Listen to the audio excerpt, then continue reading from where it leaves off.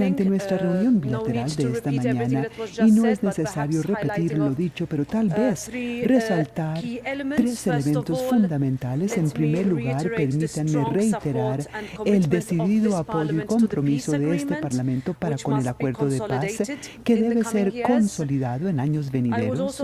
Y también quisiera resaltar la importancia de que este Parlamento le da a fortalecer los vínculos entre la Unión Europea y Colombia, y en este sentido, ayer se firmó la declaración conjunta para un diálogo sobre el medio ambiente, acción climática y desarrollo sostenible.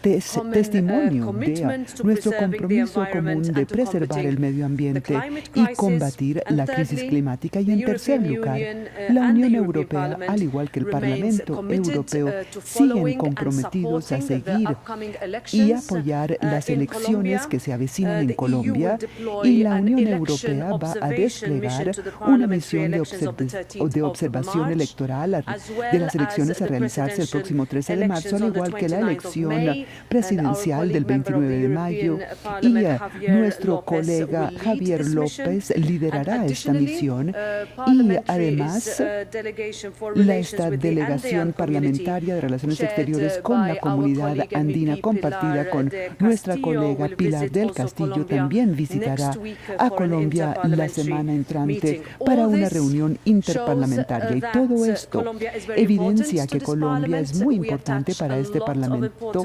y le damos una gran importancia a esta relación, y estoy deseosa de continuar nuestra cooperación en el futuro. Muchísimas gracias, señora Presidenta. Yo quisiera primero agradecerle a la Presidenta del Parlamento Europeo su invitación a esta importante sesión, pero también la invitación a interactuar con los miembros del Parlamento. Sin lugar a dudas, como lo expresábamos ahora en nuestro discurso, Colombia tiene una relación fuerte, robusta y productiva con la Unión Europea. Una relación que se ve en comercio, un comercio que crece, que se ve en la inversión, una inversión europea que también crece en nuestro país, en el respaldo a la implementación de la política de paz con legalidad, pero que también se ve en el Pacto Verde que suscribimos el día de ayer, donde estamos unidos hacia la transición energética, hacia la carbono neutralidad, pero también hacia la protección de nuestro territorio y la protección de la biodiversidad. Y resaltamos también como algo muy importante la constante presencia de las instituciones de la Unión Europea en Colombia, hasta el punto que Colombia será la sede regional de la oficina del Banco Europeo de Inversiones. Estamos pendientes de la última revisión de la Corte Constitucional en Colombia, de ese convenio, y eso permitirá que Colombia sea la sede del más importante banco de inversiones de Europa para llevar con proyectos a todos los países de América Latina y el Caribe.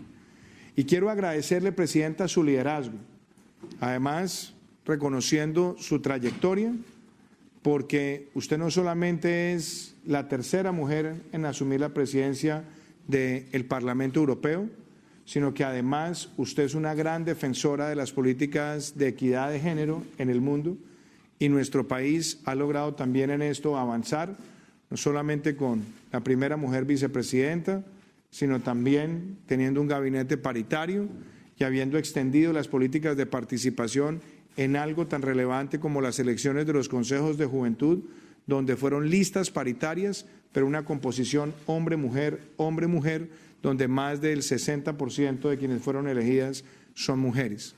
De manera que hay una agenda nutrida, compartida, vibrante, y creemos que esta visita al Parlamento Europeo como símbolo del multilateralismo también debe ser un escenario para, como lo dijimos en el discurso, seguir invitando a Europa a interactuar con la región y que se pueda retomar el diálogo de jefes de Estado Europa-Latinoamérica lo más pronto posible. Sé que el presidente Macron ha estado también trabajando en ese propósito, y desde el lado de Colombia vamos a contribuir para que así sea. De nuevo, Madam President, thank you so much for your generosity. Thank you for having us here today, and thank you for allowing us Gracias por invitarnos y gracias por invitarnos a compartir todo lo que hemos construido juntos. En este momento, el presidente responderá preguntas. Por favor, empiecen por indicarnos su nombre y el medio que representan. Tiene usted la palabra. Noticias Caracol de Colombia. José Miguel Polanco, de Noticias Caracol, Colombia. Señor presidente, quisiera saber si lo que acaba de decir el presidente ante la Asamblea, ante el plenario del Parlamento, usted ha dicho que debemos rechazar. ¿Se conoce algún tipo de riesgo que hackers estén intentando desestabilizar las elecciones en Colombia? Recordando que Estados Unidos ya hizo una alerta, de pronto la Unión Europea también tenga conocimiento algún intento de este tipo? Gracias. José Miguel, primero es muy importante esa pregunta porque yo creo que en el mundo ya hemos visto suficientes evidencias de intentos de permear los sistemas electorales a través de ciberataques, de manipulaciones o inclusive de generar tendencias que buscan difundir información falsa. Eso a nadie lo debe sorprender porque esos casos se han presentado. En la visita que tuvo la subsecretaria de Asuntos Políticos del Departamento de Estado en Bogotá la semana pasada, ese tema se ventiló y se habló de la cooperación, en ese caso con los Estados Unidos, para poder advertir de manera preventiva cualquier intento de ver esos fenómenos en nuestro país. En Europa esos fenómenos también se han presentado, y por eso el Parlamento Europeo, como seno de la democracia multilateral y además sabiendo que va a desplegar una importante misión de observación a nuestro país, esperamos también mantenerlos informados para evitar que una circunstancia así se pueda presentar. Y creemos que toda la colaboración y cooperación con las instituciones europeas en esa materia es necesario. Estados Unidos fue víctima de ese tipo de ataques años atrás. Hemos visto naciones europeas que lo han sentido y nosotros también hemos visto esos ataques, no en época electoral, y por supuesto, como se trata de preservar y proteger nuestra democracia, no vamos a permitirlo y vamos a utilizar toda la colaboración y cooperación para enfrentar cualquier riesgo que se pueda presentar.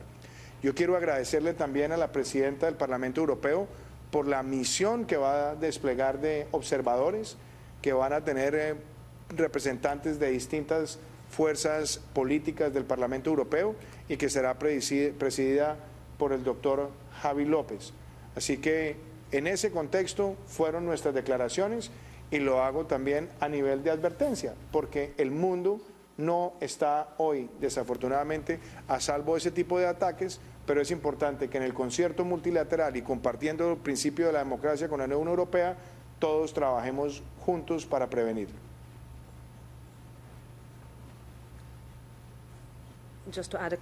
Quisiera agregar unas palabras. Como dije anterior, las elecciones son de gran interés para nosotros en la Unión Europea y el Parlamento Europeo, y nuestro compromiso es seguir y apoyar una elección libre y justa, y esto es algo que creemos es un proceso que goza de nuestra confianza en la democracia y el Estado de Derecho, y ciertamente no podemos juzgar de antemano el trabajo y la conclusión de la misión electoral, pero el Parlamento Europeo apoya todo proceso democrático y confiamos que estas elecciones serán libres y justas para todos los participantes. La siguiente pregunta, por favor. La señora, por favor. Buenos días, Soler Cárdenas, Total EU Production. Buenos días, presidente Iván Duque. Buenos días, presidenta Roberta Metsola. En su gira europea usted ha firmado muchísimos acuerdos que sin duda son muy importantes para Colombia. Pero en este momento en nuestro país hay una ola de violencia y de inseguridad muy grande. El asesinato de más de 500 líderes sociales y ambientales sigue impune en Colombia, en nuestro país. Y si estamos en la lista del Global Witness entre los países más peligrosos para el activismo social. Mi pregunta es, señor presidente, ¿qué acciones concretas, está implementando su gobierno para evitar que esto siga pasando? ¿Y cómo van a responder a las familias colombianas? Muy buena pregunta La quiero agradecer porque nos permite poner todas las cosas en contexto y mirar cada una de las políticas públicas que se desarrollan en nuestro país. Empecemos por la primera consideración. Hemos vivido muchos momentos de violencia en Colombia, desafortunadamente, en muchas décadas, pero algo que es muy positivo cuando se mira lo que es la tasa promedio y consolidada de homicidios del 2018 a hoy, y sobre todo de cara al 7 de agosto, nos permite decir que estaremos cerrando nuestro gobierno con la menor tasa promedio y consolidada de homicidios en más de 40 años. Eso es positivo. Es positivo también que otro delito que ha golpeado a Colombia como el secuestro nos permita decir que cerraremos nuestro gobierno con la menor tasa consolidada y promedio de secuestros desde que existe ese delito, y eso muestra que hay un avance en la institucionalidad. También tenemos que ser conscientes que la labor que adelanta la Fiscalía General de la Nación, esclareciendo quiénes son los que han asesinado líderes sociales, los que han asesinado líderes comunitarios y también líderes ambientales, en más de un 80%, según las cifras de la Fiscalía, se trata de grupos armados como el Clan del Golfo, los Pelusos, los Caparros, los Puntilleros, el ELN y las disidencias, y nosotros hemos estado golpeando esas estructuras, entre otras cosas. Uno de los más peligrosos asesinos de líderes sociales, alias Otoniel, fue capturado y esperamos que sea extraditado. Delincuentes como Fabiano, como Uriel Cabecillas del ELN han caído, y por supuesto tenemos que seguir destruyendo las estructuras vinculadas al narcotráfico. Y eso me permite también hacer esa referencia, que lo hablé con la presidenta. El narcotráfico es el mayor enemigo de la paz en Colombia. A más narcotráfico, menos paz. Y por eso necesitamos todas las herramientas para luchar contra ese flagelo, incluyendo una corresponsabilidad para que, así como nosotros enfrentamos desde la oferta, desde la demanda, se esté también luchando contra el consumo exponencial que ha crecido en los 2 últimos años, esencialmente en las naciones con mayor nivel de consumidores.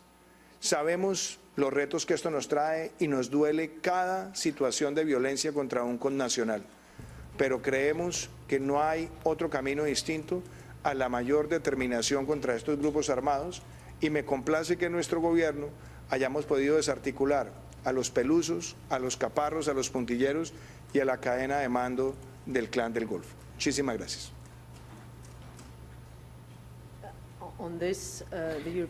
Y en este sentido, el Parlamento Europeo, en el pasado y hoy, sigue condenando toda forma de violencia contra el Estado de Derecho y las instituciones democráticas, y lamentamos estos episodios, pero también confiamos que las autoridades colombianas realizarán todas las investigaciones del caso para garantizar la conservación del Estado de Derecho.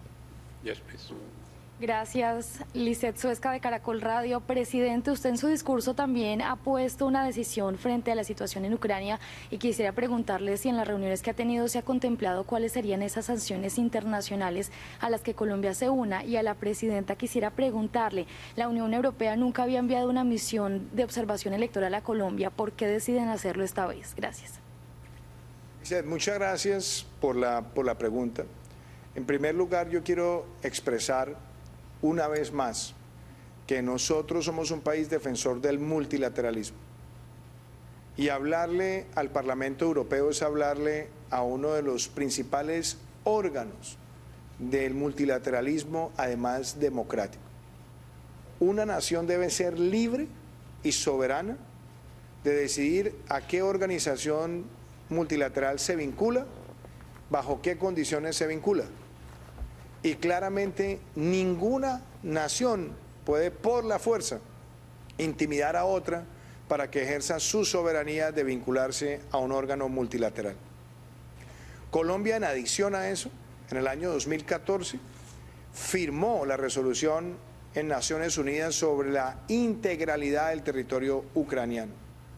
Entonces nosotros no solamente rechazamos que se intimide a Ucrania para ejercer el derecho de vincularse o no a la OTAN en las condiciones que lo quiera hacer, sino que también rechazamos cualquier amedrentamiento o intimidación armada.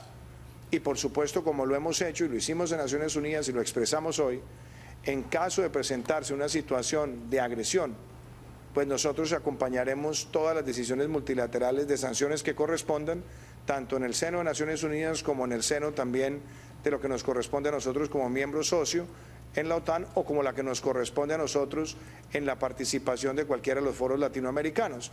Pero en esencia, vuelvo y digo lo siguiente, sería absurdo que en los momentos que vive la humanidad algunos estén pensando en la guerra, porque hoy tenemos todos que rechazar esa palabra y rechazar además esa situación. Yo creo que, como lo dijo ayer el secretario Stoltenberg de la OTAN, se tienen que agotar las vías diplomáticas y el diálogo, pero eso empieza porque haya un desescalamiento de lo que es la movilización de tropas y de fuerza militar hacia las fronteras con Ucrania. Esa es nuestra posición al respecto. Y lo otro, si usted me permite, antes de escuchar a la presidenta, nosotros venimos trabajando hace ya varios meses con la Unión Europea para poder tener una misión de observación en nuestro país, porque consideramos que más observación son más garantías, más observación es más cooperación y más observación también es mayor escrutinio de nuestros procesos democráticos. Como ustedes bien saben, seguimos muy de cerca la situación en Ucrania y nosotros también debatiremos esta crisis mañana en la mañana en el plenario. El Parlamento Europeo ha sido muy claro y le ha hecho frente a esta crisis con solidaridad y, lo que es aún más importante, con unidad, y nosotros seguiremos apoyando todo esfuerzo por desescalar las tensiones, pero también debemos ser muy claros que si la situación se deteriora, nosotros apoyaremos una acción rápida y concreta. La siguiente pregunta es de Mira Bashan, Cochevele. Tiene usted la palabra. Espero que me puedan oír. Sí, le escuchamos. Perfecto. Presidente Duque, un gusto saludarlo. Dos preguntitas muy cortas. ¿La presencia de militares rusos en Venezuela le parece una amenaza real para Colombia? Y la otra pregunta, presidente Duque, si me permite, organizaciones europeas denuncian los asesinatos, la ola de violencia y las masacres y afirman que hay una falta de voluntad de su gobierno para protegerlos, también a los excombatientes. Gracias, presidente. Por las dos preguntas, sin lugar a dudas, nuestra primera y mayor preocupación es que lo que tenemos en Venezuela es una dictadura oprobiosa, una dictadura que se ha consolidado como la más brutal que haya visto América Latina en años, y que además esa dictadura le da protección, le da auspicio y patrocinio a grupos terroristas colombianos en su territorio. Por lo tanto, la presencia de personal militar de terceros países en Venezuela en ese contexto nunca ha dejado de inquietarnos. Tuvimos un diálogo con el embajador ruso en Bogotá en días pasados, y en ese diálogo con el embajador ratificó la presencia que tenían en Venezuela, pero dijo que bajo ninguna circunstancia se utilizaría capacidad militar rusa para agredir a Colombia.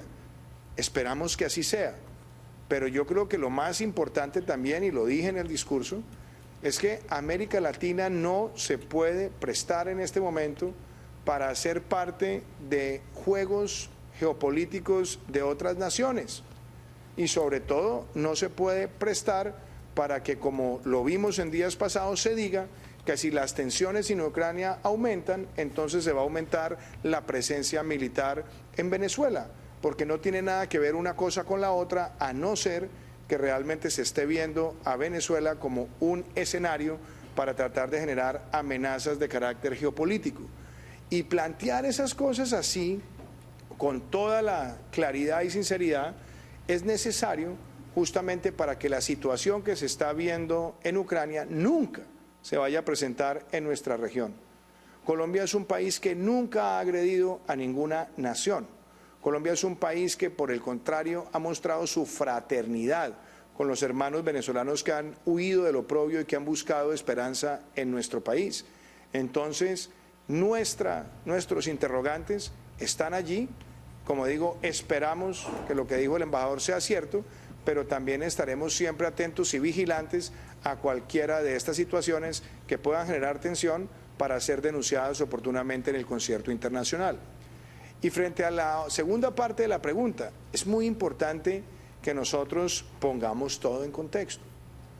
Se ha hablado mucho sobre los asesinatos de líderes sociales y curiosamente siempre se habla de esos asesinatos a partir de diciembre del 2016.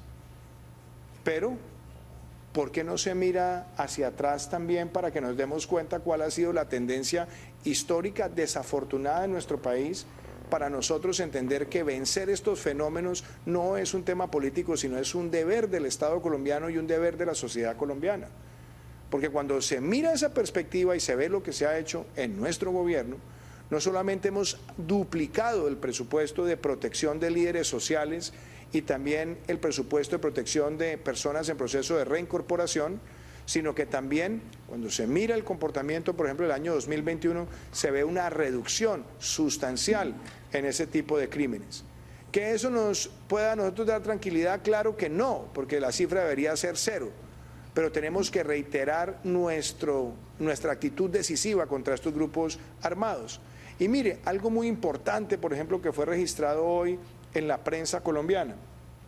Cuando se miran los procesos de desmovilización, desarme y reinserción históricos, y eso además quedó registrado con su respectiva fuente en el libro que publicamos con el doctor Emilio Archila, llamado Paz con Legalidad, se ve que el número de personas que han sido asesinadas después de un proceso de reincorporación, como porcentaje del total de reincorporados, el proceso con las FARC, que es el que registra menos porcentaje de asesinatos.